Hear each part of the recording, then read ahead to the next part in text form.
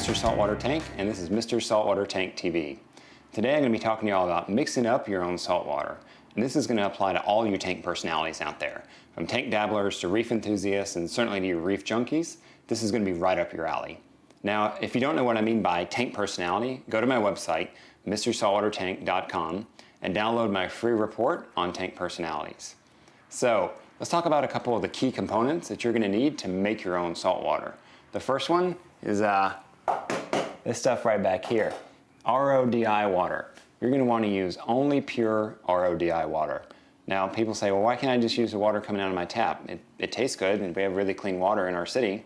Well, the reason is because the water that's coming out of your tap has got a lot of junk in it. It's got chlorine, it's going to have other chemicals, it's also going to have metals, some rust from the pipes that you might not be able to see, but they're there. So RODI water is going to be pretty much perfectly pure water. There's going to be no TDS in it. Now, TDS is total dissolved solids. Those are that metals, rust, things in the water that you can't see, but are there. And if you leave them there in that water, then that's going to cause some major issues in your tank, such as hair algae outbreaks, cyanoalgae outbreaks. Basically, just don't do it. You'll save yourself a lot of headache. Second thing you're going to need is good high quality salt. Now, I'm not real picky on what kind of salt I use. The one thing I would say is pick a brand that works for you and stick with it.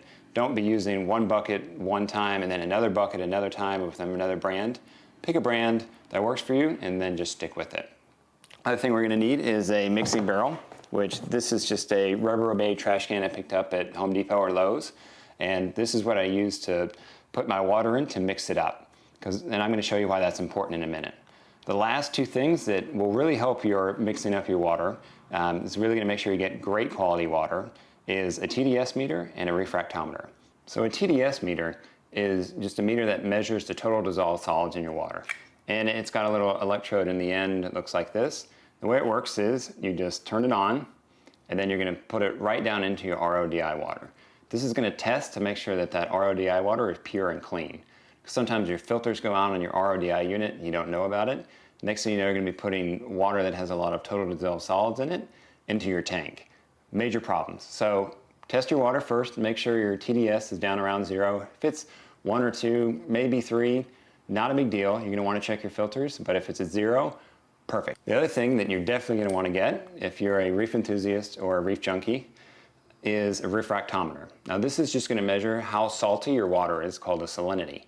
And the way it works is you just pull this little guard back, put a couple drops of your water that you're mixing up on here, put the guard back down, take a look through it, and that will show you the salinity of your water. These are highly accurate, and I highly recommend them. For you tank dabblers, the swing arm hydrometers you can get, they'll work just fine.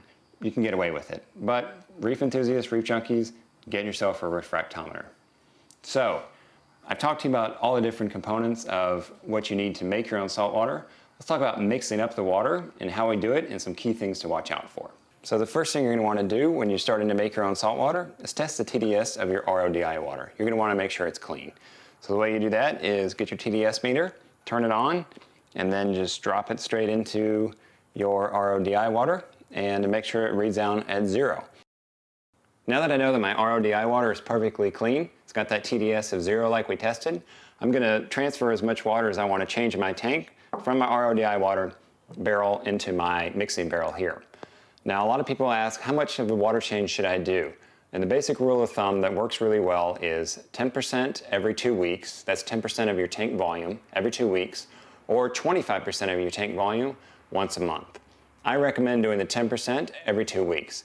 It'll just help keep your tank in line and keep all those parameters in check. So let's move some water over, and the way we're going to do that is just simply through a siphon. So why are we mixing it in a big mixing barrel like this when we could easily put it in one of these 5-gallon jugs like this? Well, for one main reason. You want this water that's in this jug in your mixing barrel that's going to go into your tank to be as close to the parameters of your tank as possible. So that means temperature, that means pH, salinity. You want to match those as close as possible to your tank. So if I put them in a big barrel like this, I can put in a heater, I can put in a power head, and I can easily get to that water to test it to see how it's matching my tank. With a 5-gallon jug, it's a little harder to get to, so I'm all about making it convenient and making it easy on you. So we've transferred about 6 gallons now, so we got a couple more gallons to go. Let's transfer that over, and then we'll talk about mixing up your salt. I've got 10 gallons of fresh, high quality H2O RODI water ready to go. I got my salt open, I've got my heater ready to go, and I've got my power head ready to go.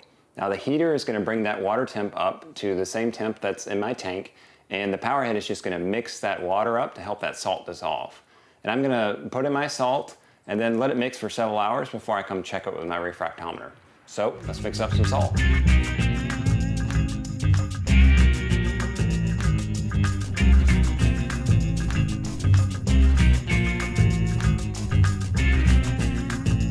So it's the next morning. I've been mixing my salt here in my mixing barrel overnight, and now I'm going to test it to see how its parameters stack up against my tank parameters.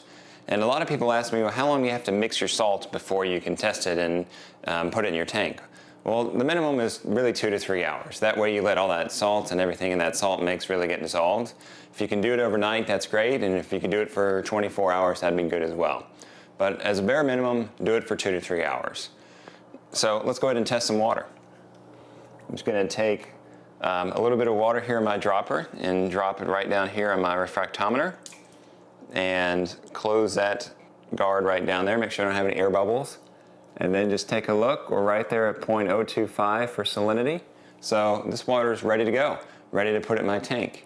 Now, if I have any extra water left over, that's a good thing, because I always would like to have at least 5 to 10 gallons on hand, just in case. It will never hurt to have extra salt water sitting around your house in a nice sealed container, because that way if you need it, you don't have to wait for it to mix up. It's ready to go. So that's how you mix up salt water to get it ready to go into your tank. I'm Mark Callahan, Mr. Saltwater Tank. This is Mr. Saltwater Tank TV.